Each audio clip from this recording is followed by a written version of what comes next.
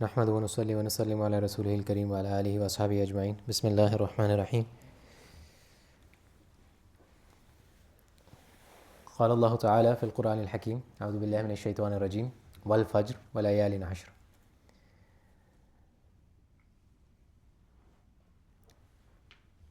We were in the middle of something, but there's a huge window of arbitrage right now open for us. And I think it would be wise to just put a small pause on the series of eschatology and salah. And inshallah, we'll continue from where we left off. But now we'll take a small detour and take advantage of the time that Allah Azza wa Jal has given us. Especially these 10 days of Dhul Hijjah. So Hazrat Abdullah ibn Abbas radiallahu anh, he says that in Surah Al-Fajr, the layalin ashar, it's the 10 days of Dhul Hijjah.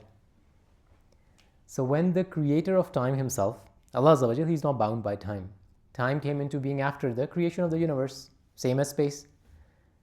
So when the creator of time himself swears by time, the 10 nights, it's a unit of time. In Islamic theology, that means that he is signaling to us the importance or the monumental importance of certain time, or certain period of time. So the Prophet ﷺ, he elaborates on this even further. He says, ما من يوم العمل الصالح أحب إلى الله من هذه الأيام. That there's no day in which a righteous deed is more precious for Allah Azza wa Jal than these days. The Sahaba radiallahu ajmain, these are academic minds, they're very curious. So they pose a question. They say, Ya Rasulullah, walal jihadu fi sabilillah? What about jihad in the way of Allah other than these days? If somebody's performing jihad, that's definitely more precious, right? That's more valuable. So Prophet ﷺ says, La, walal jihadu fi sabilillah. Not even that. Illa, he makes an exception as well.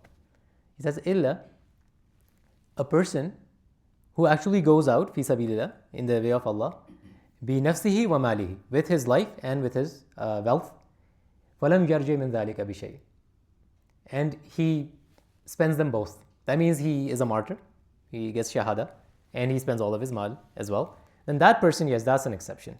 Rawahu Bukhari wa Abu Dawud. That's an exception, yes, that. But other than that, nothing else. So the question then becomes, what is so special about these days? We hear this often, right? I'm pretty sure everybody's heard this. But what is so special about these days? Like, is it just a nod to the traditions of Ibrahim alayhi salam, which is amazing, but still, is it that? Or is it just an arbitrary command? With Allah Azza wa Jal, he can command whatever he wants. Is it that? Or is there something else as well? So this is actually, to answer that question, it's a very profound question. If you understand it, it changes the spirit of the days and how they are to be spent.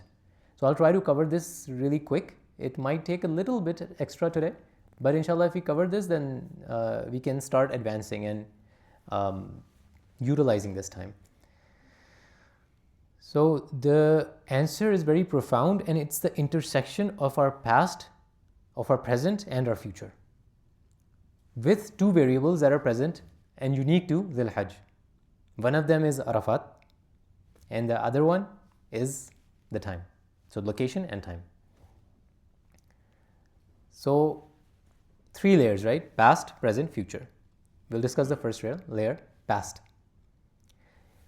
In Surah, I forget the name of the surah, I'm not sure if that is correct, but Allah Azza wa Jal, he says that وَإِذْ أَخَذَ رَبُّكَ مِنْ بَنِي آدَمَ مِنْ ظُهُورِهِمْ ذُرِّيَّتَهُمْ. He is giving us a recollection of events that we don't remember. Our memory is blocked. It will open up, but right now it's blocked in this world. So he says there was a time when your Lord, He took out all the souls that were ever going to be present in the world, and He collected them all, and He made them testify against themselves. And He asked them, Alastu bi rabbikum? Am I your Lord? Am I not your Lord? They go, Qalu bala. They said, of course, there's no question about that. For sure we know. We can testify. And then He says later in the ayah that the reason I'm asking you is, so an taqulu, that you don't say, once you go back into the world, you don't say, Inna kunna an hada ghafilin, that we did not know. Now you've testified against yourself. You've said it. Now you go to the world and prove this. So where did this happen? That is the first reason of the importance of these days.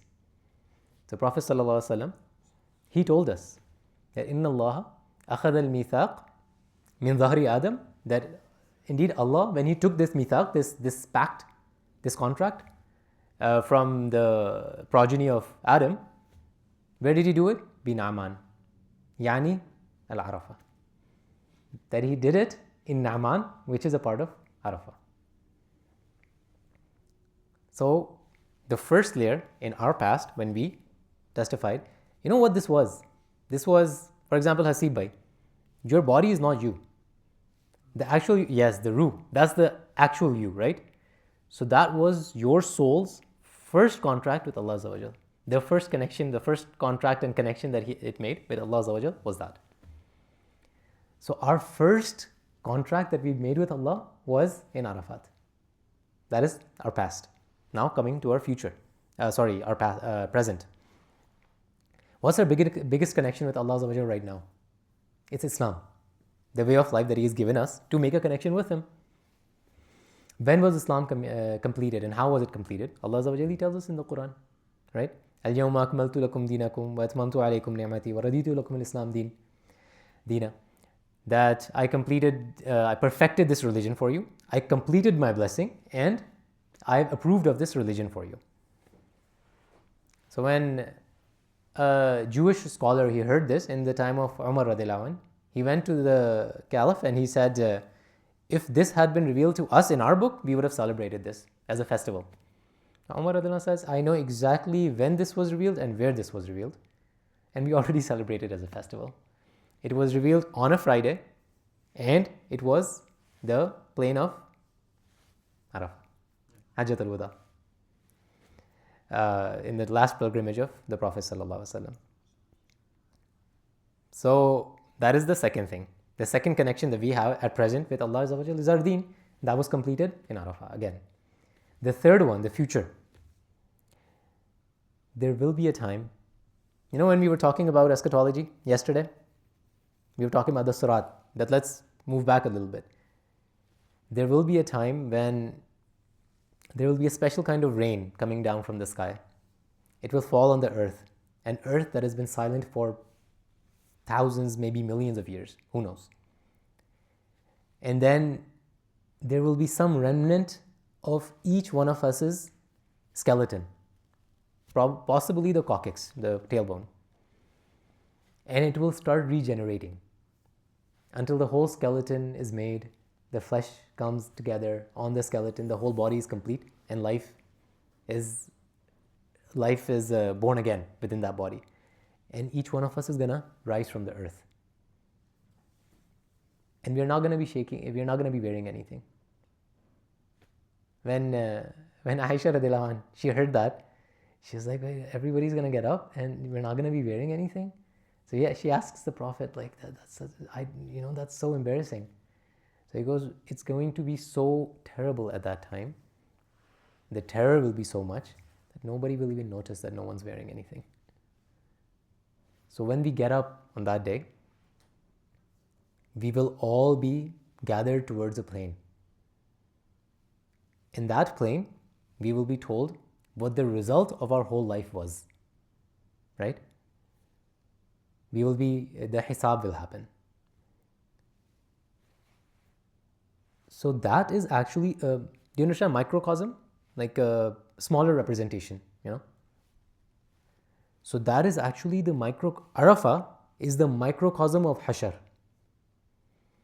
And these 9 days before Eid are the microcosm of our lives. So just like people, at that time, like I told you, when we would get up, we wouldn't be wearing anything. We would be stripped of our titles. No one would be a doctor, a professor, or an engineer. We'd be stripped of our titles. We'd be stripped of our wealth. No one would have any special amenities. Everybody would be the same. And everybody would be in terror. And they'd be asking Allah Azza wa Jal for a verdict of mercy. Do you see something common here? What happens in Hajj? Everybody's wearing the same thing.